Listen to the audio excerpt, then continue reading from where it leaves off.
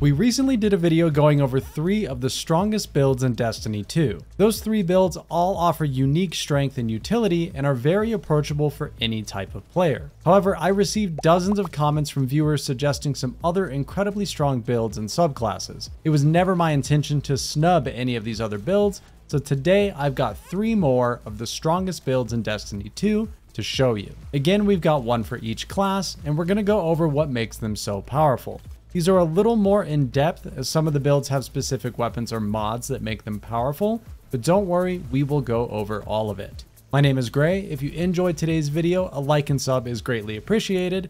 Now let's get into it. Starting off with what had to be the #1 build mentioned in the comments in the last video, we are diving into Arc Hunter. This subclass, when built correctly, is absolutely unstoppable. It's an extremely unique playstyle that gets more and more rewarding as you master it. Not only can you absolutely delete champions with nothing more than a shotgun melee combo, but we have insane levels of healing that couples up to nearly unlimited invisibility and a never-ending melee dodge ability loop. This build will truly make you feel like an assassin. It scales incredibly well through all sorts of difficult in-game content and is one of the best options you could possibly choose if you enjoy solo flawless dungeons or just soloing difficult content. Looking at Assassin's Cowl, this has the perk Vanishing Execution. Powered melee final blows grant invisibility and restore a portion of health and shields. Finishers and final blows against more powerful targets increase the duration of invisibility and the amount of health and shields restored. While technically this exotic works with any subclass, it creates a masterpiece of a build when paired with the Arc subclass. We start by taking Gathering Storm. This super is an easy way to add huge burst damage against bosses or enemies that have bigger health bars. You will want to take Gambler's Dodge, as this completely refunds our melee ability when we dodge near enemies. Combination Blow is our melee of choice here. This melee ability adds a stacking increase to our melee damage every time we defeat a target. This stacks up to 3 times for a grand total of a 310% damage increase on our melee. Defeating enemies with this ability also fully refunds our dodge and restores a small amount of health that stacks on top of what Assassin's Cowl is already doing. This forms the main loop of the build. Our melee ability Final Blows will refund our dodge, and then we can use our dodge to refund our melee. It's a perfect back and forth, and remember, our melee will get more and more powerful as we build those stacks of Combination Blow. To take that ability loop even further, our first aspect will be Lethal Current. After dodging, our next melee attack has increased lunge range, jolts the target, and creates a damaging aftershock. This fits perfectly into the loop since we are constantly dodging. This adds huge AoE add clear potential and some additional damage to our melee via the aftershock. Next, we will take the flow state aspect. Defeating a jolted target makes us amplified. This will always activate thanks to Lethal Current, but it's important to remember all the benefits of being amplified. While amplified, your dodge recharges quicker, you have more damage resistance while dodging, and our reload speed is greatly increased. We will also be able to activate Speed Booster after sprinting for a short duration. So now that we've got the core of the class locked in, let's talk about our fragments. Our first 2 fragments will be Spark of Magnitude, which increases the duration of our arc grenades, and Spark of Shock, which allows our arc grenades to jolt targets for adding additional chain lightning damage. I pair these with the Pulse Grenade as it has great area denial and is great for either adding damage to a single target during our main melee combo or for clearing out a pack of adds that are swarming you. Our next fragment will be Spark of Resistance, which grants damage resistance when surrounded by enemies. This will be active almost always when we are in combat due to the nature of the build. And finally, we take Spark of Feedback, which increases our melee damage after we receive melee damage. This happens very passively and is a nice way to add some free damage. Now let's talk about weapons and mods, as they do play an important role with this build. The most important weapon to have here will be a shotgun with the 1-2 punch perk. This increases our melee damage significantly after landing all pellets in a shotgun blast. This allows for massive damage stacking with Combination Blow ×3 and lets us deal with those bigger enemies and champions. I recommend an Entity Shotgun with this perk, as something that's very unique about Arc Hunter is its ability to run double special weapons without really suffering. Since our melee is our most powerful tool and we always have it, we are able to get away with running double special. As such, I recommend using Wither Horde in your kinetic slot, especially this season with the Weaken Clear seasonal mod, adding a 15% debuff to targets that we hit. This adds nice damage over time, as well as increasing the damage output of our melee combo. I will quickly run through our armor mod setup, as it does help to elevate the build even further. We will want a solar class item. This allows us to use Bountiful Wells, which allows us to run multiple copies of our well generating mods. You can also take Weakened Clear here while it's available, or use Double Bomber for greatly increased grenade regen. I recommend an Arc Helmet with the hands-on mod for added super generation, and you will also want to take one copy of Melee Wellmaker. Next, I recommend Solar Arms with the Impact Induction mod to reduce our grenade cooldown, and another copy of Melee Wellmaker. On your chest, use any damage resist mods that apply to the activity you are doing, and a third and final copy of Melee Wellmaker. And finally, we will want Arc Legs so that we can take Well of Ions. This increases the damage of our next melee by 30%, stacking with Combination Blow and 1-2 Punch for massive damage. I would recommend 100 Resilience and 100 Discipline to make this build as fluid as possible. This build is absolutely incredible. When getting gameplay for this, I simply fired up a solo 1580 Nightfall, which happened to be Glassway. I didn't run any champion mods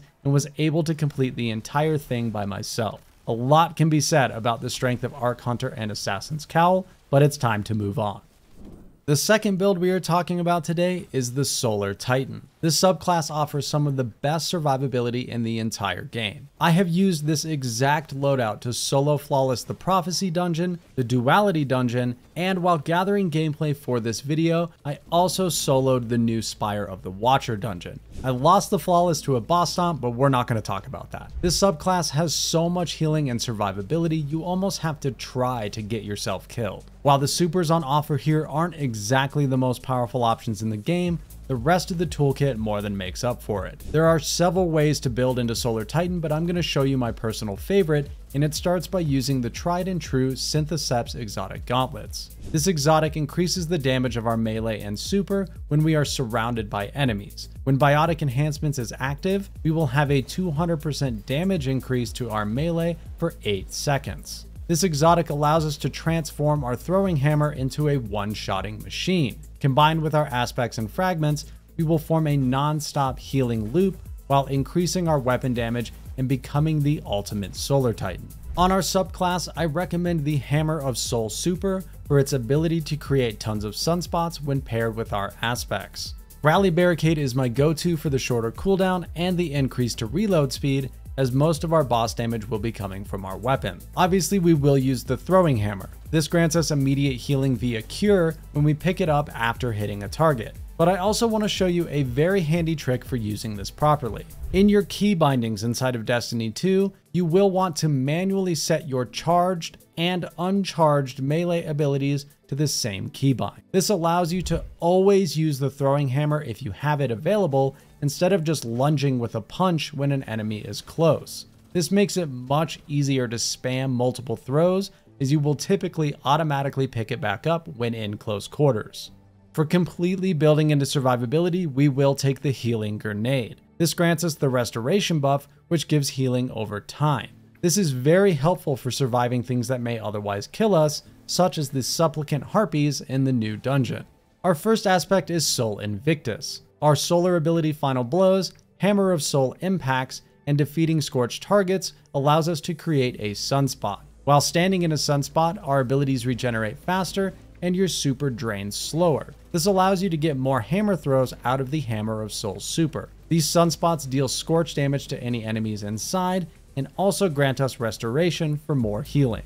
Our second aspect is Roaring Flames. Final Blows with solar abilities or ignitions increase the damage of your solar abilities and stacks up to 3 times. When pairing this aspect with Synthoceps, it allows our throwing hammer to deal some big damage that one-shots nearly any type of enemy, or at least chunks them for a large amount of health. For our fragments, the first one we take is Ember of Torches. This makes us radiant when we strike an enemy with our hammer, which grants us a 20% increase to our weapon damage. We then take Ember of Solace. which increases the duration of Radiant and Restoration. This buffs our healing grenades by making them last longer and grants us increased weapon damage for longer. Next, we take Ember of Ashes, which increases the amount of Scorch stacks that we apply. At first, it may not seem like we have a lot of sources of Scorch, but remember our sunspots will scorch multiple targets all at once, and if we use an incandescent weapon, this will also increase the Scorch stacks there as well. And finally, we have two options for our final fragment. You can use Ember of Empyrean.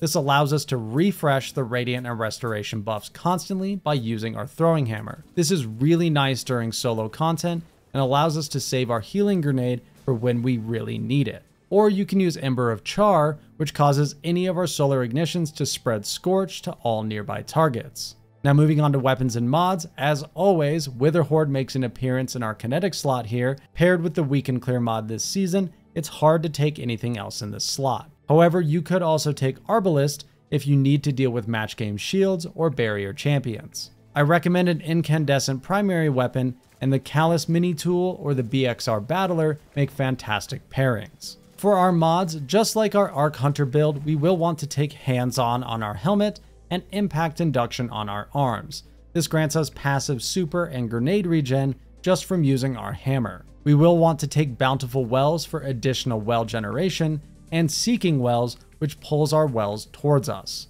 We also take Well of Life, which adds even more healing when picking up those elemental wells. This is separate from Restoration and stacks on top of it, which is really nice. Finally, we take 2 copies of Melee Wellmaker, allowing us to generate 3 elemental wells using just our throwing hammer. Another convenient mod is 1-2 Finisher, which will grant us our hammer back if we happen to lose it during combat. I recommend 100 Resilience and 100 Discipline to get the most out of this incredible Solar Titan build.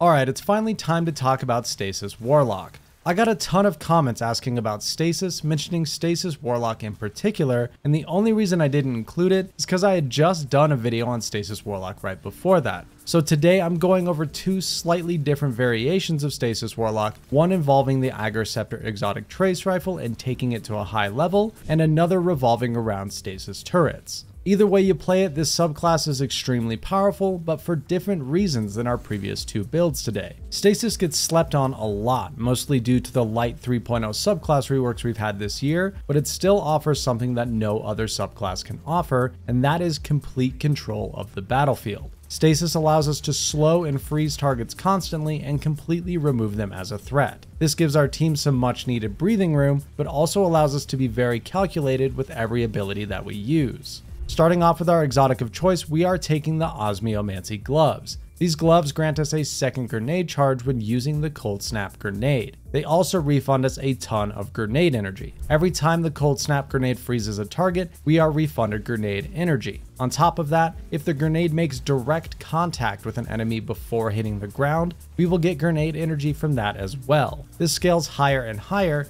depending on the tier of enemy. This will form the base of both versions of our Stasis Warlock builds. Our first variation involves the Agar Scepter exotic Stasis trace rifle. This trace is very unique for its ability to slow nearby targets every time we defeat an enemy, and when our super is full, we can activate the alternate firing mode to deal some massive damage at the cost of our super. To get the most out of this, on our subclass we will be taking Healing Rift. This helps us stay alive in intense situations, and we of course take the Cold Snap grenade to pair with Osmiomancy. Our first aspect will be Ice Flare bolts. This allows us to create additional Stasis Seekers that track and freeze other nearby targets whenever we shatter a frozen enemy. This allows us to chain freezes to huge groups of enemies and keep them locked down. Our second aspect for Agars will be Glacial Harvest. This creates multiple Stasis shards around an enemy whenever we freeze them. These shards offer a ton of synergy with our mods and fragments and are what allows us to take Agars to its final form. Our first fragment will be Whisper of Rime. This grants us a small amount of overshield for 10 seconds whenever we pick up a Stasis shard. Picking up multiple shards adds to the overshield and refreshes the timer. This adds some nice survivability to the build and allows us to stay in combat for longer. Next we take Whisper of Conduction, which pulls all of our stasis shards to our location automatically and grants us 10 intellect and 10 resilience. Third, we take Whisper of Fissures, which increases the size and damage of the stasis explosion when we shatter a frozen target. This goes hand in hand with our Cold Snap grenades and Agger's Scepter to make us as lethal as possible. And finally, Whisper of Bonds is sort of our wildcard fragment. This grants us super energy when we defeat a frozen target. This works really well with Agger's alternate mode, as we can restore a ton of super energy while it is draining to keep that alternate mode active for longer. To get the most out of this build, you will want to take the mods Elemental Shards and Elemental Charge. This allows us to get 2 stacks of Charge with Light every time we pick up a stasis shard. I then take Firepower, which lets us use those stacks for extra grenade energy every time we throw our grenade. You can round this build out more by taking Font of Might for increased stasis weapon damage, and then either a second copy of Firepower for more grenade energy, or Elemental Time Dilation for more uptime on Font of Might.